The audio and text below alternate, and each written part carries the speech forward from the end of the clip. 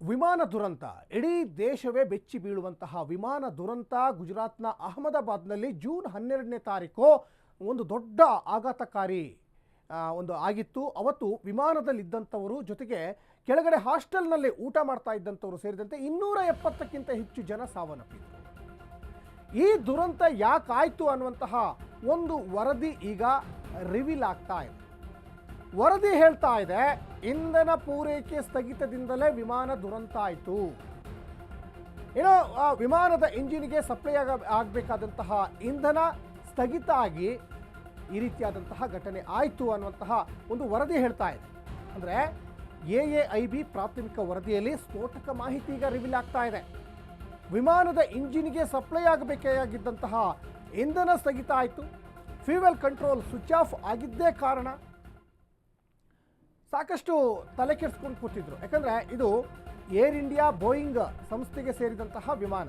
ಯಾಕಂದರೆ ಸಾಕಷ್ಟು ಸೇಫೆಸ್ಟ್ ವಿಮಾನ ಅನ್ನುವಂಥ ಒಂದು ಹೆಗ್ಗಳಿಕೆಗೂ ಕೂಡ ಪಾತ್ರವಾಗಿತ್ತು. ಸಾಕಷ್ಟು ದೊಡ್ಡ ದೊಡ್ಡ ರಾಜಕಾರಣಿಗಳು, ಸೆಲೆಬ್ರಿಟಿಗಳು, ಚಿತ್ರ ನಟ ನಟಿಯರು ಓಡಾಡುವಂತಹ ಒಂದು ವಿಮಾನವೂ ಕೂಡ ಇದಾಗಿತ್ತು. ಯಾಕಂದರೆ ಸಾಕಷ್ಟು ಸಂದರ್ಭದಲ್ಲಿ ಈ ಹಿಂದೆ ಏರ್ ಇಂಡಿಯಾ ಅಂದರೆ ಅದಕ್ಕೊಂದು ಅದರದ್ದೇ ಆದಂಥ ಒಂದು ಹೆಸರಿದೆ. ಅದರಲ್ಲೂ ಕೂಡ ಬೋಯಿಂಗ್ ವಿಮಾನ ಅಂದರೆ ತುಂಬ ಸೇಫಾಗಿ ನಾವು ರೀಚ್ ಆಗ್ತೀವಿ ಅಂತ.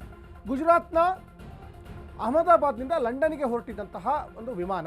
ಮತ್ತು ಸುಮಾರು ಒಂದು 50,000ಕ್ಕಿಂತ ಹೆಚ್ಚಿನ ಲೀಟರ್ ಪೆಟ್ರೋಲ್ ಕೂಡ ಇದರಲ್ಲಿ ಇತ್ತು. ಮತ್ತು ಇಲ್ಲಿ ಆ ಒಂದು ಇಂಧನ ಸಪ್ಲೈ ಆಗಲಿಲ್ಲ, ಇಂಜಿನಿಗೆ ಸಪ್ಲೈ ಆಗಿಲ್ಲ ಅನ್ನುವಂಥದ್ದು ಒಂದು ಈಗ ಸದ್ಯಕ್ಕೆ ಸಿಗ್ತಾ ಇರುವಂಥ ವರದಿ.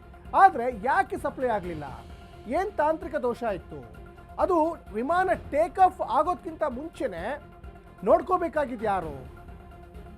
ಪೈಲಟ್ ಜವಾಬ್ದಾರಿನ ಅಥವಾ ಆ ಏರ್ಪೋರ್ಟಲ್ಲಿದ್ದಂತಹ ಬೇರೆ ಸಿಬ್ಬಂದಿಗಳ ಜವಾಬ್ದಾರಿನ? ಹೀಗೆ ಸಾಕಷ್ಟು ಅನುಮಾನಗಳು ಕೂಡ ಈಗ ವ್ಯಕ್ತವಾಗ್ತಾ ಇದ್ದಾವೆ. ವಿಮಾನ ಟೇಕ್ ಆಫ್ ಆದ ಕೆಲವೇ ಕ್ಷಣಗಳಲ್ಲೇ ಸ್ವಿಚ್ ಆಫ್ ಆಗುತ್ತೆ. ಇಂಧನ ಪೂರೈಕೆ ಸ್ಥಗಿತದಿಂದಲೇ ವಿಮಾನ ದುರಂತ ಆಗುತ್ತೆ. AAIB ಪ್ರಾಥಮಿಕ ವರದಿಯಲ್ಲಿ ಸ್ಫೋಟಕ ಮಾಹಿತಿ ಈಗ ರಿವೀಲ್ ಆಗ್ತಾ ಇರ್ತದೆ. ಮತ್ತು ಪೈಲಟ್ಗಳು ಕೂಡ ಸಾಕಷ್ಟು ಎಕ್ಸ್ಪೀರಿಯನ್ಸ್ ಇರುವಂಥ ಪೈಲಟ್ಗಳು. ಅದರಲ್ಲಿ ಸುಮಿತ್ ಅಂತ ಒಬ್ಬರು ಪೈಲಟು, ಇನ್ನೊಬ್ಬರು ಕ್ಲೈವ್ ಕಂದರ್ ಅಂತ, ಅವರು ಮಂಗಳೂರಿನವರು. ಕ್ಲೈವ್ ಕಂದರ್ ಬಂದುಬಿಟ್ಟು ಮಂಗಳೂರಿನವರು, ಕನ್ನಡಿಗರೇ ಪೈಲಟ್ ಅವರು. ಆದರೂ ಕೂಡ ಇಂಥ ಒಂದು ದೊಡ್ಡ ದುರಂತ ಆಗಿ ಹೋಯಿತು. ಇನ್ನು ದುರಂತಕ್ಕೂ ಮುನ್ನ ಪೈಲಟ್ಗಳು ಮಾತಾಡಿರುವುದು ಈಗಾಗಲೇ ಪತ್ತೆಯಾಗಿದೆ. ಏನೇನು ಮಾತಾಡಿದ್ರು? ಪೈಲಟ್ಗಳ ಕೊನೆಯ ಸಂಭಾಷಣೆ ಕಾಕ್ಪಿಟ್ನಲ್ಲಿ ಸಂಗ್ರಹ ಆಗಿದೆ. ಒಬ್ರು ಹೇಳ್ತಾರೆ ಪೈಲಟು, ನೀವ್ಯಾಕೆ ಸ್ವಿಚ್ ಆಫ್ ಮಾಡಿದ್ರಿ ಅಂತ. ಒಬ್ಬರು ಪೈಲಟು ಪ್ರಶ್ನೆ ಮಾಡ್ತಾರೆ. ಇನ್ನೊಬ್ರು ಹೇಳ್ತಾರೆ, ಇಲ್ಲ ಇಲ್ಲ ಇಲ್ಲ ನಾನು ಮಾಡಿಲ್ಲ ಅಂತ ಉತ್ತರ ಕೊಡ್ತಾರೆ. ತಕ್ಷಣವೇ ಇಂಜಿನ್ ಮರು ಪ್ರಾರಂಭಿಸಲಿಕ್ಕೆ ಪ್ರಯತ್ನ ಮಾಡ್ತಾರೆ ಪೈಲಟ್ಗಳು. ಆದರೆ ಅದು ವಿಫಲವಾಗ್ತದೆ. ವಿಮಾನ ಮೇಲಕ್ಕೆ ಹಾರದೇ ಇಲ್ಲ.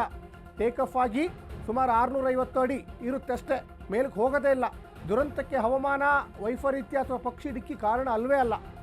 ಹವಾಮಾನ ವೈಪರೀತ್ಯ ಪಕ್ಷಿ ಕಾರಣ ಆಗಿರ್ಬೋದು ಅಂತ ಒಂದು ಕಡೆ ಹೇಳಲಾಗ್ತಾ ಇತ್ತು. ಆದರೆ ಇದಕ್ಕೆ ಕಾರಣ ಏನು ಅಂದರೆ ಇಂಜಿನ್ಗೆ ಇಂಧನ ಪೂರೈಕೆ ಆಗಿಲ್ಲ. ಇಲ್ಲಿ ಇಬ್ಬರೂ ಪೈಲಟ್ಗಳು ಎಕ್ಸ್ಪರ್ಟ್ಗಳೇ. ಅಲ್ಲಿ 18 ಗಂಟೆಗಳ ಕಾಲ ಒಂದು ವಿಮಾನವನ್ನು ಹಾರಿಸಿದಂತಹ ಎಕ್ಸ್ಪೀರಿಯನ್ಸ್ ಇರುವಂಥವರು. ಮತ್ತು ಸಾಕಷ್ಟು ಎಕ್ಸ್ಪರ್ಟ್ಗಳೇ ಇದರಲ್ಲಿ ಪೈಲಟ್ಗಳಾಗಿದ್ದರು. ಒಬ್ಬರ ಹೆಸರು ಸುಮಿತ್, ಇನ್ನೊಬ್ಬರ ಹೆಸರು ಕ್ಲೈವ್ ಕಂದರ್ ಅಂತ. ಮತ್ತು ತುಂಬ ಮಾತಾಡಿದ್ದಾರೆ, ಸಂಭಾಷಣೆ ಮಾಡಿದ್ದಾರೆ. ಆದರೆ ಇಲ್ಲಿ ಒಂದು ಅನುಮಾನ ಕಾಡ್ತಾ ಇರುವಂಥದ್ದು ಅಂದರೆ, ಇಂಜಿನ್ಗೆ ಪೆಟ್ರೋಲು ಅಥವಾ ಅವ್ರು ಏನು ಇಂಧನ ಹಾಕ್ತಾರಲ್ಲ, ಆ ಇಂಧನ ಸಪ್ಲೈ ಆಗಿದೆಯೋ ಇಲ್ವೋ ಇದನ್ನು ಕಂಡುಹಿಡಿಯೋದು ಯಾರು? ಅದು ಜವಾಬ್ದಾರಿ ಯಾರ್ದು? ಪೈಲಟ್ಗಳ ಜವಾಬ್ದಾರಿನ ಅಥವಾ ಆ ಏರ್ಪೋರ್ಟ್ನಲ್ಲಿ ಇದ್ದಂಥ ಬೇರೆ ಸಿಬ್ಬಂದಿಗಳ ಜವಾಬ್ದಾರಿನ? ಇದು ಬಹಳ ಮುಖ್ಯ ಆಗ್ತದೆ. ಯಾಕಂದರೆ ಅಲ್ಲಿ ಒಂದೊಂದು ಡಿಪಾರ್ಟ್ಮೆಂಟಿಗೆ ಒಬ್ಬೊಬ್ಬರು ಸಿಬ್ಬಂದಿಗಳನ್ನು ನಿಯೋಜನೆ ಮಾಡಿರ್ತಾರೆ.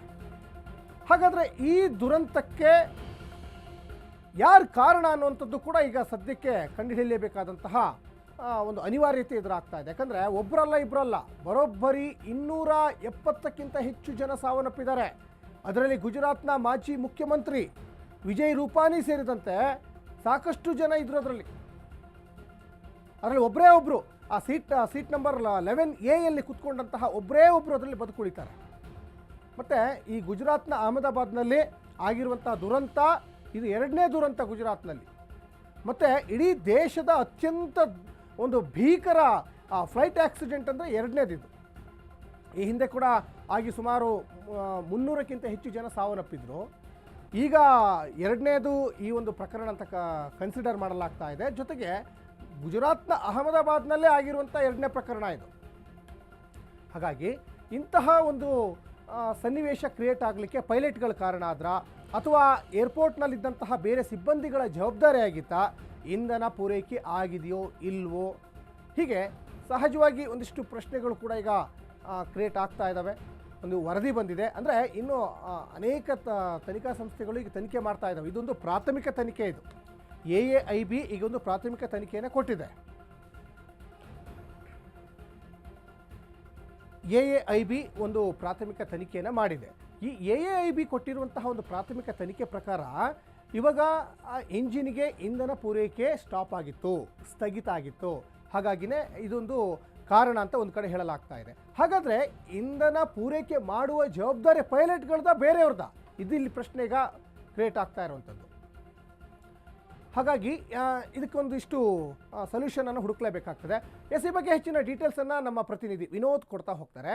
ವಿನೋದ್, ಜೂನ್ 12ನೇ ತಾರೀಕು 2025ನೇ ತಾರೀಕು ಬಹಳ ಮುಖ್ಯವಾಗಿ ಗುಜರಾತ್ನ ಅಹಮದಾಬಾದ್ನಿಂದ ಲಂಡನ್ಗೆ ಹೊರಟಂತಹ ವಿಮಾನ, ಅದರಲ್ಲಿ ಸುಮಾರು ಪ್ರಯಾಣಿಕರು, ಅಲ್ಲಿ ಗುಜರಾತ್ನ ಮಾಜಿ ಮುಖ್ಯಮಂತ್ರಿ ಸೇರಿದಂತೆ ಸಾಕಷ್ಟು ಜನ ಪ್ರಯಾಣಿಕರಿದ್ದರು, ಸಿಬ್ಬಂದಿಗಳಿದ್ದರು. ನಡೆಯಬಾರದ ದುರಂತ ನಡೀತು. ಒಂದು ವರದಿ ಹೇಳ್ತಾ ಇದೆ ಎಂಜಿನ್ಗೆ ಇಂಧನ ಪೂರೈಕೆ ಅಲ್ಲಿ ಸಪ್ಲೈ ಆಗಲಿಲ್ಲ, ಸ್ಟ್ರಕ್ ಆಯಿತು ಅಂತ. ಹಾಗಾದರೆ ಇದ್ರ ಜವಾಬ್ದಾರಿ ಯಾರು? ಪೈಲಟ್ಗಳದ ಅಥವಾ ಏರ್ಪೋರ್ಟಲ್ಲಿದ್ದಂಥ ಬೇರೆ ಸಿಬ್ಬಂದಿಗಳಾದರೂ ಹೊಣೆಗಾರಿಕೆ ಹೊರಬೇಕಾಗ್ತದೆ, ಹೇಗೆ ಅಂತ?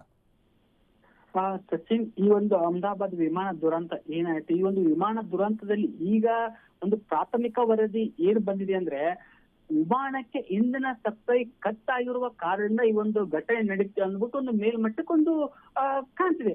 ಆದ್ರೆ ಇಲ್ಲಿ ಆ ಒಂದು ವಿಮಾನ ಇಂಧನ ಒಂದು ಸಪ್ಲೈ ಕಟ್ ಆಗೋದಕ್ಕೂ ಕೆಲವಷ್ಟು ತಾಂತ್ರಿಕ ದೋಷಗಳು ಇದೆ ಅಂದ್ಬಿಟ್ಟು ಒಂದು 15 ಪುಟಗಳ ವರದಿಯನ್ನು DGCA ಈಗಾಗಲೇ ಕೊಟ್ಟಿದೆ. ಆದ್ರೆ ನಾವು ಇಲ್ಲಿ ಒಂದು ನೋಡ್ಬೇಕು, ಒಂದು ಈಗಾಗಲೇ ಇಬ್ಬರು ಪೈಲಟ್ಗಳು ಸಹ ಒಂದು ಅನುಭವವುಳ್ಳ ಪೈಲಟ್ಗಳಾಗಿದ್ರು. ಜೊತೆಗೆ ಅವರಿಗೆ ಈ ಒಂದು ಇಂಧನ ಸಪ್ಲೈ ಆಗ್ತಿರೋದು ಕೊನೆ ಮೂಮೆಂಟ್ ಅಲ್ಲಿ, ಅಂದ್ರೆ ಈ 32 ಸೆಕೆಂಡ್ ಆಸುಪಾಸಿನಲ್ಲಿ ಈ ಒಂದು ಇಂಧನ ಕಟ್ ಆಗಿದ್ದು ಗೊತ್ತಾಯ್ತು. ಆ ಒಂದು ಸಂದರ್ಭದಲ್ಲಿ 32 ಸೆಕೆಂಡ್ಗಳ ಸಮಯದಲ್ಲಿ ಅವ್ರಿಗೆ ಯಾವುದೇ ರೀತಿ ಒಂದು ಕಮ್ಯುನಿಕೇಟ್ ಮಾಡಕ್ಕೆ ಒಂದು ಸಮಯ ಸಿಗ, ಅಂದ್ರೆ ಅಷ್ಟೊಂದು ಗಾಬರಿಯಲ್ಲಿ ಇದ್ರು. ಜೊತೆಗೆ ಆ ಒಂದು ಇಂಧನ ಕಟ್ ಆದ 90 ಸೆಕೆಂಡ್ಗೆ ಈ ಒಂದು ವಿಮಾನ ಒಂದು ಏನು ಆ ಒಂದು ಆಸ್ಪತ್ರೆ ಹಾಸ್ಟೆಲ್ ಮೇಲೆ ಬಂದು ಕ್ರ್ಯಾಶ್ ಆಯ್ತು. ಆದ್ರೆ ಇಲ್ಲಿ ನಾವು ನೋಡಿದರೆ ಈ ಪೈಲಟ್ಗಳ ಗೊಂದಲದಿಂದನೇ, ಯಾಕಂದ್ರೆ ಅವ್ರು ಹೇಳ್ತಾರೆ ಇಲ್ಲ ಇಂಧನ ಕಟ್ ಆಗಿದೆ ನೋಡ್ಕೊಳ್ಳಿ ಅಂದ್ಬಿಡ್ತಾರೆ, ಇಲ್ಲ ನನಗೂ ಗೊತ್ತಿಲ್ಲ ಅಂದ್ಬಿಟ್ಟು ಇವನು ಸಂಭಾಷಣೆ ಮಾಡ್ತಾರೆ. ಆ ಒಂದು ಸಂಭಾಷಣೆಯಲ್ಲಿ ಇವ್ರ ಕಾಲ ಕಳೆದ್ರ ಅಥವಾ ಆ ಒಂದು ಸಂಭಾಷಣೆ ಮಾಡೋಕ್ಕಿಂತ ಒಂದು ವಿಮಾನವನ್ನು ನಿಯಂತ್ರಣಕ್ಕೆ ತೆಗೆದುಕೊಳ್ಳುವ ಹಾಗೆ ಏನಾದ್ರು ಮಾಡಬಹುದಿತ್ತ ಎನ್ನುವುದು ಸಹ ಒಂದು ಈ ಒಂದು ವರದಿಯಲ್ಲಿ ಒಂದು ಮೆನ್ಷನ್ ಮಾಡಲಾಗಿದೆ. ಆದ್ರೆ ಈ ಒಂದು ಸಂಭಾಷಣೆ ಏನಾಗಿತ್ತು ಅಂದ್ರೆ ಪೈಲಟ್ ಮತ್ತು ಕೋ ಪೈಲಟ್ ಮಧ್ಯೆ ಏನು ಸಂಭಾಷಣೆ ಆಗಿತ್ತು ಅದು ಸಹ ಒಂದು ಕಾಕ್ಪಿಟ್ ರೆಕಾರ್ಡ್ ನಲ್ಲಿ ಈಗಾಗಲೇ ಸಲ್ಲಿಕಾಗಿದೆ. ಆದ್ರೆ ಇನ್ನೊಂದು ಅಂದ್ರೆ ಯಾವಾಗ ಇಂಧನ ಸಪ್ಲೈ ಆಗೋ ಸ್ಟಾಪ್ ಆಗುತ್ತೋ ಆ ಒಂದು ಸಂದರ್ಭದಲ್ಲಿ ರ್ಯಾಮ್ ಏರ್ಬೈಟ್ ನ ಒಂದು ವಿದ್ಯುತ್ ಒಂದು ಸಂಪರ್ಕ ಕಡಿತವಾಗುತ್ತೆ.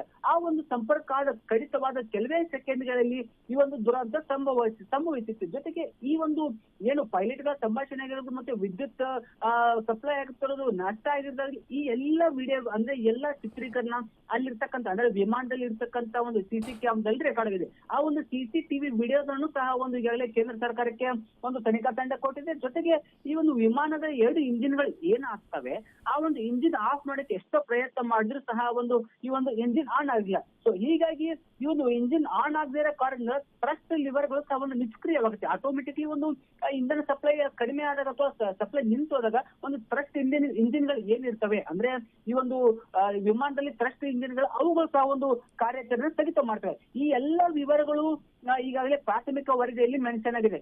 ಇನ್ನೊಂದು ಕೂಡ ನಾವು ಪ್ರಮುಖವಾಗಿ ನೋಡ್ಬೇಕಂದ್ರೆ ಅಮೆರಿಕದಲ್ಲಿ ಒಂದು ಬ್ಲಾಕ್ ಬಾಕ್ಸ್ ತನಿಖೆಯನ್ನು ಸಹ ಒಂದು ಪತ್ತೆ ಹಚ್ತಾ ಇದ್ದಾರೆ. ಸೊ ಹಾಗಾಗಿ ಆ ಒಂದು ಪತ್ತೆ ನಂತರ ಇದರ ಸಂಪೂರ್ಣ ವಿವರಣೆ ಬೆಳಕಿಗೆ ಬರದೆ ಅಲ್ಲಿ ತನಕ ಈಗ ಪ್ರಾಥಮಿಕ ವರದಿಯಲ್ಲಿ ಏನು ಬಂದಿದೆ ಅದೇ ಎಷ್ಟೇ ಸತ್ಯ. ಆದ್ರೆ ಇನ್ನು ಕೆಲವಷ್ಟು ದಿನಗಳ ಕಾಲ ಈ ಒಂದು ಬ್ಲಾಕ್ ಬಾಕ್ಸ್ ವರದಿ ಬರೋದು ಕೆಲವಷ್ಟು ಡಿಲೇ ಆಗುತ್ತೆ. ಯಾಕಂದ್ರೆ ನಮ್ಮ ದೇಶದಲ್ಲಿ ಬ್ಲಾಕ್ ಬಾಕ್ಸ್ ಪತ್ತೆ ಮಾಡುವಂತ ಒಂದು ಸಾಧನಗಳು ಇಕ್ವಿಪ್ಮೆಂಟ್ಸ್ ಗಳು ಇಲ್ಲ. ಸೊ ಹಾಗಾಗಿ ಜಗತ್ತಿನ ಯಾವುದೇ ಮೂಲೆ ಆದ್ರೂ ಸಹ ಒಂದು ಅಮೆರಿಕಕ್ಕೆ ಕಳಿಸ್ಬೇಕು. ಸೊ ಹೀಗಾಗಿ ಕೇಂದ್ರ ಕೇಂದ್ರ ಸರ್ಕಾರವೂ ಸಹ ಒಂದು ಅಮೆರಿಕಕ್ಕೆ ಈ ಒಂದು ಬ್ಲಾಕ್ ಬಾಕ್ಸ್ ತನಿಖೆಗೆ ಒಂದು ಕಳಿಸಿದೆ. ಜೊತೆಗೆ ಆ ಒಂದು ಬ್ಲಾಕ್ ಬಾಕ್ಸ್ ಅಲ್ಲಿ ಏನು ತನಿಖೆ ವರದಿ ಬರುತ್ತೆ ಆ ಒಂದು ನಿರ್ಧಾರದ ಮೇಲೆ ಒಂದು ಕ್ರಮ ಕೈಗೊಳ್ಳುವ ಸಾಧ್ಯತೆಗಳು ದಟ್ಟವಾಗಿದೆ. ಆದ್ರೆ ಇಲ್ಲಿ ಮೇಲ್ನೋಟಕ್ಕೆ ಸ್ಪಷ್ಟವಾಗಿ ಗೊತ್ತಾಗುತ್ತೆ, ಒಂದು ಪೈಲಟ್ಗಳ ಒಂದು ಸಂಭಾಷಣೆ ಮತ್ತು ಪೈಲಟ್ಗಳ ಗೊಂದಲದಿಂದಲೇ ಈ ಒಂದು ಇಷ್ಟೊಂದು ಅವಘಡ ಆಯ್ತು ಅನ್ನೋದು ಇಲ್ಲಿ ಮೇಲ್ನೋಟಕ್ಕೆ ಗೊತ್ತಾಗುತ್ತೆ. ಸಚಿನ್, ಧನ್ಯವಾದ ವಿನೋದ್ ತಮ್ಮೆಲ್ಲ ಡೀಟೇಲ್ಸ್ಗಾಗಿ. ಈಗ ಪ್ರಾಥಮಿಕ ವರದಿ ಬಂದಿದೆ, AAIB ಒಂದು ಕಡೆ ಒಂದು ವರದಿ ಕೊಟ್ಟಿದೆ. ಅಂದರೆ ಎಂಜಿನ್ಗೆ ಇಂಧನ ಪೂರೈಕೆಯಲ್ಲಿ ಸ್ಥಗಿತ ಆಯಿತು. ಇದಕ್ಕೆ ನಿಜಕ್ಕೂ ಕಾರಣ ಪೈಲಟ್ಗಳ ಅಥವಾ ಏರ್ಪೋರ್ಟ್ನ ಬೇರೆ ಸಿಬ್ಬಂದಿಗಳ ಅನ್ನೋದು ಈಗ ಸದ್ಯಕ್ಕಿರುವಂಥ ಪ್ರಶ್ನೆ. ಅದ್ರ ಜೊತೆಗೆ ಈಗ ಏರ್ ಇಂಡಿಯಾ ಸಂಸ್ಥೆ ಕೂಡ ಈಗ ತನಿಖೆಯನ್ನು ಮಾಡ್ತಾ ಇದೆ, ಬೇರೆ ಬೇರೆ ಸಂಸ್ಥೆಯವರು ಕೂಡ ಈಗ ತನಿಖೆಯನ್ನು ಮಾಡ್ತಾ ಇದ್ದಾರೆ. ಎಲ್ಲ ವರದಿ ಬಂದ ಮೇಲೆ ಫೈನಲ್ ಏನಾಗಿದೆ ಅನ್ನೋಂಥದ್ದು ಸ್ವಲ್ಪ ದಿವಸದಲ್ಲಿ ಗೊತ್ತಾಗ್ತಾ ಹೋಗ್ತದೆ. ಒಟ್ಟಿನಲ್ಲಿ ಇದು ಮೇಲ್ನೋಟಕ್ಕೆ ಪ್ರಾಥಮಿಕ ವರದಿ ಪ್ರಕಾರ ಎಂಜಿನ್ಗೆ ಇಂಧನ ಪೂರೈಕೆಯಲ್ಲಿ ವ್ಯತ್ಯಯ ಆಗಿದೆ, ಸ್ಥಗಿತ ಆಗಿದೆ.